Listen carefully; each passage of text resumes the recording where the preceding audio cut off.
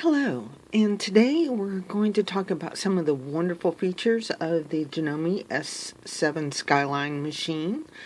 I'm more of a garment sewer than a quilter, so one of the things I like to do is I like to utilize the little t-shirt icon on the top of your selection here, and when you do that, you'll be shown two different pages of things that you can do. So being a garment constructor like I am, if you go into the seaming, it's going to ask you if you're doing woven or stretch knit, if you're doing curves or top stitching. So if you pick one, say stretch knits, it's going to come up and it's going to automatically set the preferred stitch for your knits, and it's going to ask you whether you're sewing on medium weight, lightweight, or a heavyweight knit. And when you adjust those, it actually it changes the settings. As you could see, like for the length of it would be like 2.8. The width going back and forth is still 1 millimeter. So, and the light takes it to 2.5. So, let's see if it does anything with the auto on 2 here, and the automatic, or for the pressure, and the tension would be at 3.4.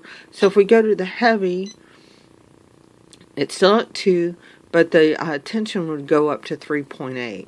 So it does make changes based on what Janome has said would be great for those type of fabrics.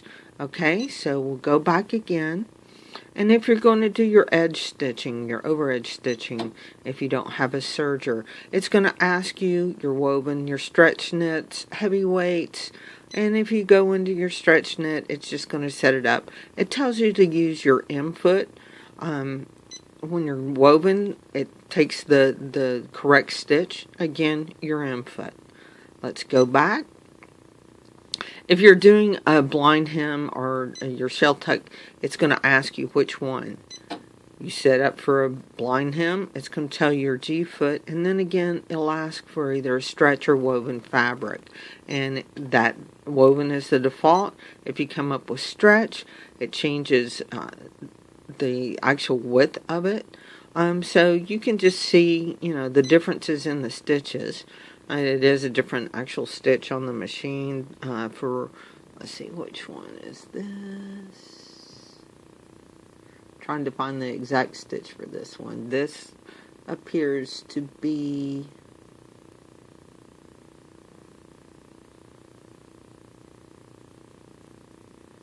no, it's not that one. Stitch 19, possibly.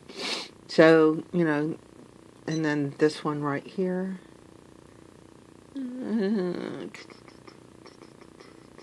Possibly 21.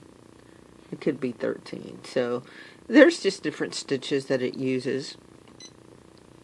If you go into your rolled hem, it's going to ask if you want the straight stitch, a zigzag. It'll tell you to put your D foot on. But then again, they also sell a 4 millimeter and a 6 millimeter optional foot for wider rolled hems, and it'll tell you either your D1 or D2, and I think D1 is the one for the 4 millimeter. If you go into your zigzag, it'll set it up, and then again your straight stitch, it'll set up the default there. If you're doing gathering, it's going to ask you which kind you want, regular gathering, or if you're going to do your ease stitching in there. So the gathering there is 4. The E-stitching is 3, so you can see the difference. If you go into your zipper, it's going to ask if you want a lap zipper or a concealed zipper. If you go into lap, it's going to tell you use your A foot, or excuse me, it'll tell you E foot for the left side sew, E foot for your right side sew, or your A foot if you're going to do your lock-o-matic. For your basting, it'll also tell you A.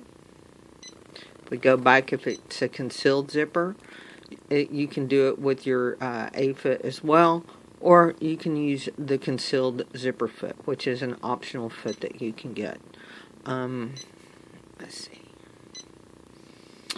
If you're going to do basting, it'll, give you two options there. If you're going to sew on a button, it'll tell you to lower the feed dog, put your T-foot on, and it'll ask you if you're doing a regular or shank, because if you're using the shank, you have to use that little jumper that came with the machine.